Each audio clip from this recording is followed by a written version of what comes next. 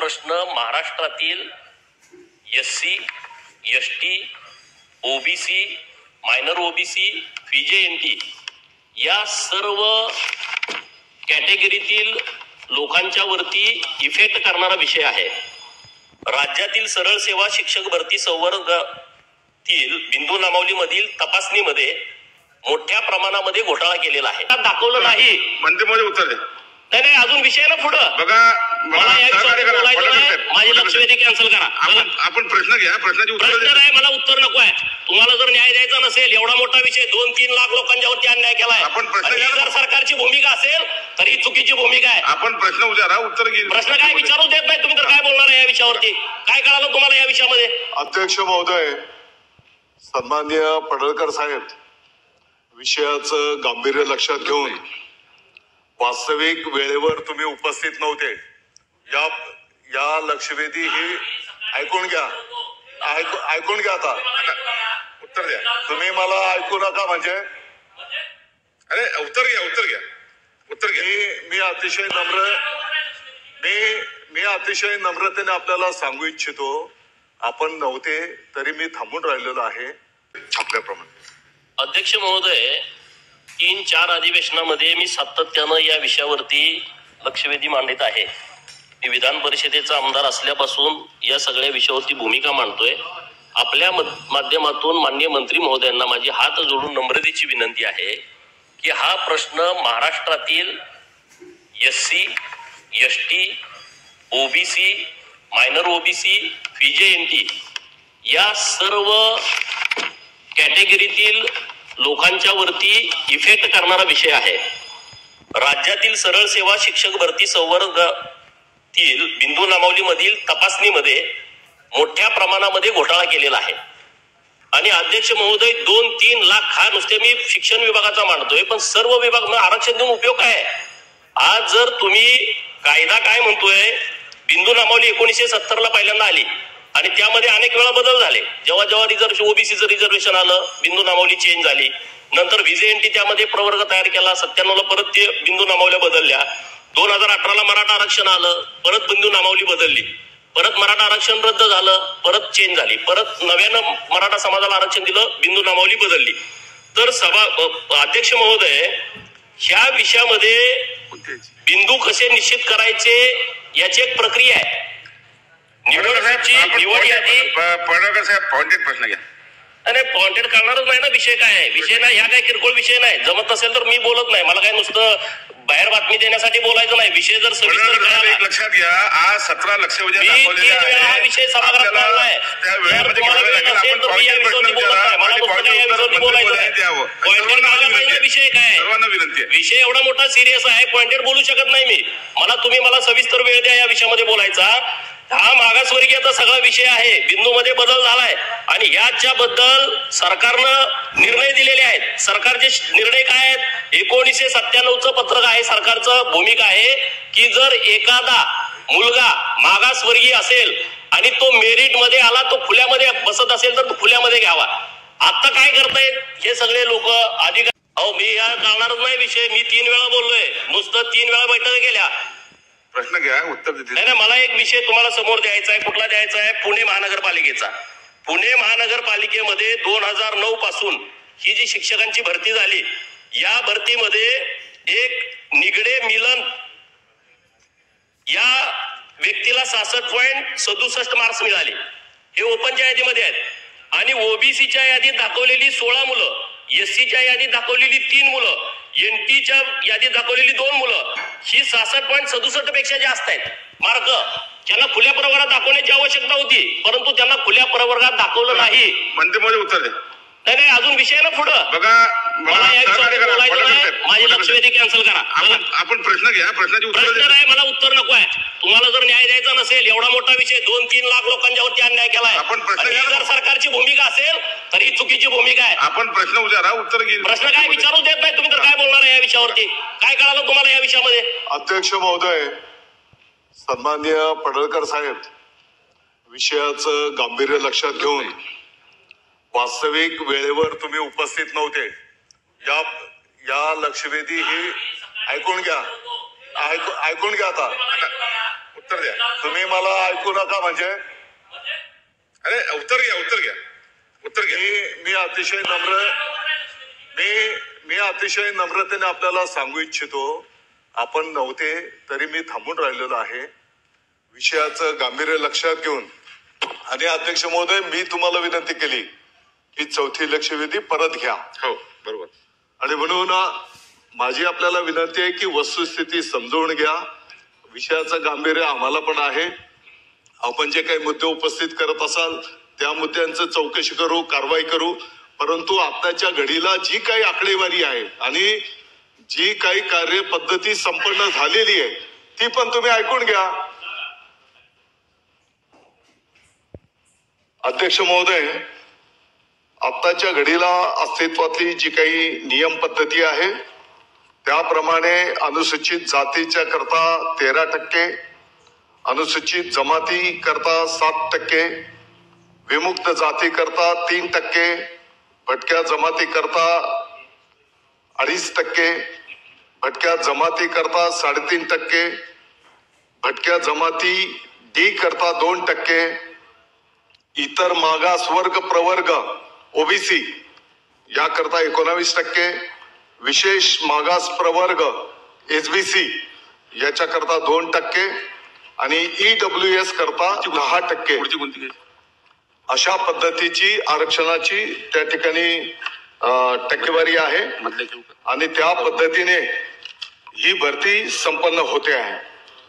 अध्यक्ष महोदय, ज्या काही नियुक्त प्राधिकारी संस्था आहेत, महानगरपालिकेच्या बाबतीमध्ये आयुक्त महोदय असतील, जिल्हा परिषदेच्या बाबतीमध्ये मुख्य कार्यकारी अधिकारी आणि खाजगी शाळांच्या बाबतीमध्ये संबंधित संस्था या नियुक्त प्राधिकारी म्हणून बिंदू नामावली तयार करून सामान्य प्रशासन विभागाच्या अंतर्गत असणाऱ्या सहाय्यक आयुक्ताच्या माध्यमातून मागासवर्गीय कक्ष यांच्याकडे तपासणी करता पाठविल्या जातात आणि ती तपासणी करून सहाय्यक आयुक्त मागासवर्गीय कक्ष बिंदू नामावली तपासून प्रमाणित केली जाते. ही बिंदू नामावली प्रमाणित करण्याच्या नंतर मग पुढची प्रोसेस त्या ठिकाणी संपन्न केली जाते. अध्यक्ष महोदय, ही पण वस्तुस्थिती आहे की आताचे जी काही आरक्षण टक्केवारी आपल्याला या ठिकाणी सांगण्यात आलेली आहे, या आरक्षण टक्केवारीमध्ये जर मेरिट मध्ये कोण असेल तर तो जनरल मधनं येत असतो आणि त्या पद्धतीनेच त्या ठिकाणी भरती केली जाते. अध्यक्ष महोदय, आताच्या घडीला पहिल्या टप्प्यामध्ये विभागाच्या वतीने जे काही मुलाखतीसह आणि मुलाखतीशिवाय अशी 21,839 पदांची जाहिरात प्रसिद्ध झाली. त्यामध्ये आरक्षित प्रवर्गाची 15,670 व खुल्या प्रवर्गाची 6,169 पदं होती. यामध्ये आरक्षित पदांवर शिफारस झालेले उमेदवार 13,026 असून खुल्या प्रवर्गावर शिफारस झालेले उमेदवार 5,008 आहे. याचा अर्थ असा आहे की कुठल्याही आरक्षित पदावर कोणावरही अन्याय झालेला नाही. उलट पक्षी त्याच्यापेक्षा जास्तीचे उमेदवार त्या ठिकाणी आलेले आहेत, म्हणजे कदाचित बॅकलॉग असेल पाठीमागच्या काळामध्ये. दुसऱ्या टप्प्यामध्ये मुलाखतीशिवाय आणि मुलाखतीसह अशी एकूण 10,856 पदांची जाहिरात प्रसिद्ध झाली होती. त्यामध्ये आरक्षित प्रवर्गाची 8,643, खुल्या प्रवर्गाची 2,213 पदं होती. यामध्ये मुलाखतीशिवाय या प्रकारात 1,114 पदांवर उमेदवारांची शिफारस झालेली असून त्यामध्ये आरक्षित प्रवर्गाच्या पदावर शिफारस झालेल्या उमेदवारांची संख्या 712 इतकी आहे. उर्वरित मुलाखतीसह भरतीची प्रक्रिया आता प्रगतीपथावर आहे.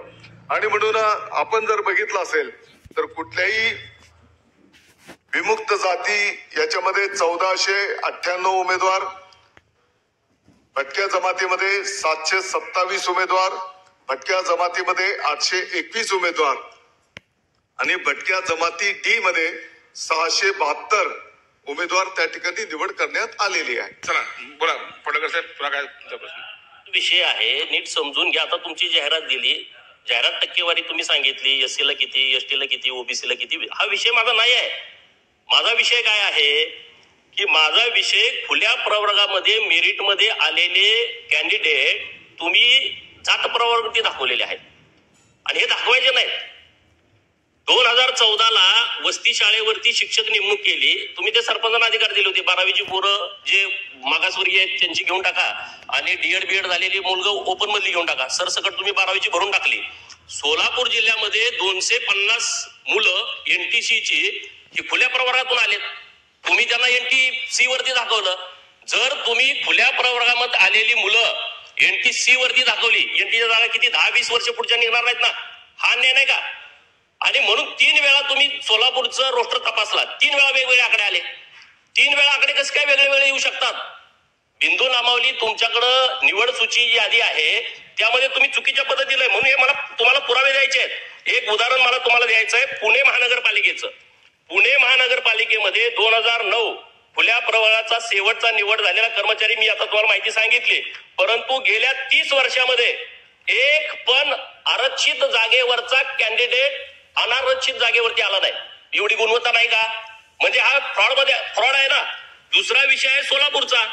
सोलापूरच्या सगळ्या विषयामध्ये आम्ही सातत्यानं भूमिका मांडली, परंतु त्याच्यावरती सरकारनं भूमिका घेतली नाही. 2-3 वेळा सांगितलं, अधिकारी तिथं दाद देत नाहीत.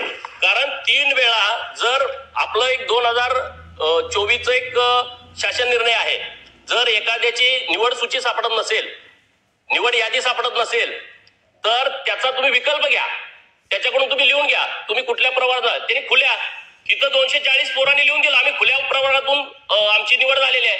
तुम्ही परत त्याला एनटी वरती दाखवता. हे सगळ्या महाराष्ट्रामध्ये सुरू आहे. आणि म्हणून माझे सरकारला स्पेसिफिक प्रश्न असे आहेत की याबाबत सरकार सरळ सेवा शिक्षक भरती संवर्गातील बिंदू नामावली मधील तपासणीमध्ये भटक्या जमाती विशेषतः NTC, VJNT, OBC, SBC, SC आणि एसटी प्रवर्गावरती प्रचंड अन्याय झालाय. सर्व जिल्हा परिषदा, प्राथमिक, माध्यमिक, मनपा व रयत शिक्षण संस्था, खाजगी शिक्षण संस्थांचे शिक्षक सहवर्गाच्या बिंदू नामावलीची फेर दुरुस्तीचे आदेश देऊन मागासवर्गीयाचा अनुशेष काढून फेर टप्पा 2 मधील भरती प्रक्रिया राबवणार आहात का? हा माझा नंबर 1चा प्रश्न आहे. रोस्टर बनवताना निवड सूचीचा आधार न घेता, निवड सूची असल्याशिवाय रोस्टर बनवता येत नाही, परंतु निवड सूचीचा आधार न घेता रोस्टर बनवले व मागास प्रवर्गातील आरक्षण बिंदूत फेरबदल करून जाणीवपूर्वक अतिरिक्त दाखवलेत. 4 जाहिराती आल्या तर तुम्ही त्यांना अतिरिक्त दाखवताय. अरे रिटायर किती झाले, बदल्या किती लोकांच्या झाल्या, हे कशासाठी चालू आहे? म्हणजे हे आरक्षण तुम्ही संपवण्याचा घात घातलाय अधिकारी लोकांनी. सरकारवरती माझा आक्षेप नाही, परंतु जे अधिकारी बसले त्याच्याबद्दल तुम्ही काय भूमिका घेणार आहे का? आणि हा अन्याय दूर करण्यासाठी शिक्षण खातं, सामान्य प्रशासन कोणते प्रयत्न करणार आहे? हा 1-2 विषय आहेत. दुसरे 2 स्पेसिफिक प्रश्न आहेत, नंतर विचार. अध्यक्ष महोदय, पुण्याच्या संदर्भामध्ये पर्टिक्युलर काही तक्रार असेल तर निश्चितपणे त्यांनी द्यावी, त्याचं चौकशी केली जाईल. जे काही अस्तित्वातले नियम कायदे आहेत त्याप्रमाणे ती कार्यपद्धतीप्रमाणे भरती प्रक्रिया संपन्न झाली पाहिजे, याबद्दल कोणाचंही दुमत असण्याचं काही कारण नाही. अध्यक्ष महोदय, मी आपल्या समोर जी काही माहिती ठेवली त्याच्यामध्ये विमुक्त जातीच्या साठी 1498, भटक्या जमातीच्या साठी 727, भटक्या जमातीच्या साठी 821, भटक्या जमातीच्या साठी डी 672. याचा अर्थ असा आहे की भरतीच्या 2 जे टप्पे मी आपल्या समोर ठेवलेले आहेत, 32,695 पदांची जाहिरात देण्यात आलेली होती. त्याच्यामध्ये विजा भज प्रवर्गासाठी 3,596 पद उपलब्ध होणे आवश्यक असताना प्रत्यक्षात 3,718 पदे उपलब्ध झालेली आहेत. म्हणजे जास्तीचे पद त्या ठिकाणी मिळालेली आहेत. होऊ शकतं की कदाचित काही पाठीमागचा बॅकलॉग असेल किंवा जी काही लोक राखीव कोट्यातली असेल परंतु मेरिट मध्ये ती लोक आलेली असतील आणि म्हणून या प्रवर्गावर अन्याय झाला असं जे काही सन्माननीय आमदार महोदय बोलतात ते वस्तुस्थितीला धरून नाही. आणि हे होत असताना सोलापूरच्या संदर्भामध्ये सोलापूरच्या संदर्भामध्ये जी काही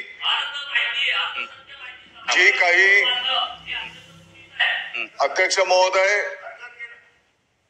महोदय सोलापूरच्या संदर्भामध्ये जो काही मुद्दा सन्माननीय आमदार महोदयांनी या ठिकाणी उपस्थित केलेला आहे, यामध्ये शिक्षणाधिकारी जिल्हा सोलापूर, जिल्हा सरकारी वकील जिल्हा व सत्र न्यायालय पुणे, सहाय्यक आयुक्त मागासवर्ग कक्ष पुणे, उप आयुक्त समाज कल्याण आयुक्तालय पुणे यांनी त्या चौकशीचा अहवाल पण दिलेला आहे अध्यक्ष महोदय.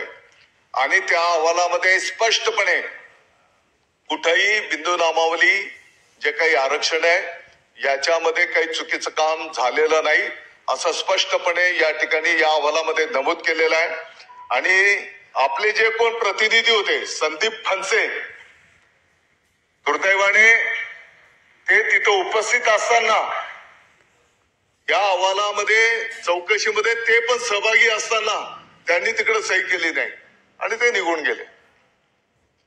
आणि म्हणून कुठल्याही आरक्षणावर या ठिकाणी कोणावरही अन्याय करण्यात आलेला नाही आणि कोणावरही अन्याय न होता बहुजन समाजावर पण अन्याय होणार नाही ही शासनाची भूमिका त्या ठिकाणी असणार आहे.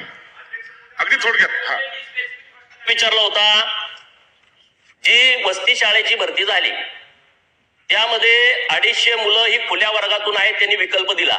तुम्ही तो विकल्प का मान्य करत नाही याचं कारण द्या. नंबर 1, ही पुरावे घेऊन आलोय. पुणे झडपी 2019 ची जाहिरात, व्हीजेएनटी 0 जागा,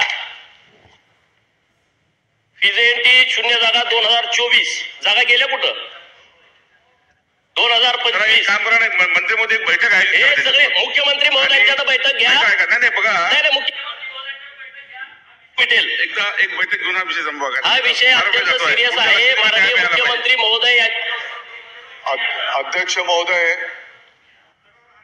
मी आपल्या समोर जी काही आकडेवारी ठेवलेली आहे त्या आकडेवारीवरून असं दिसतंय की आताच्या घडीला अस्तित्वातलं जे काही आरक्षण आहे, जिथपर्यंत शालेय शिक्षण विभागाचा विषय आहे, यामध्ये कोणत्याही प्रवर्गावर अन्याय झालेला नाही. आणि म्हणून त्यांच्याकडे जे काही पुरावे असतील ते पुरावे दिल्याच्या नंतर त्या संदर्भातले चौकशी त्या ठिकाणी उत्तर ऐका ना गोपीजी, त्या ठिकाणी त्याची चौकशी केली जाईल आणि पाहिजे तर त्यांच्या उपस्थितीत ती चौकशी करायला लावू. चला.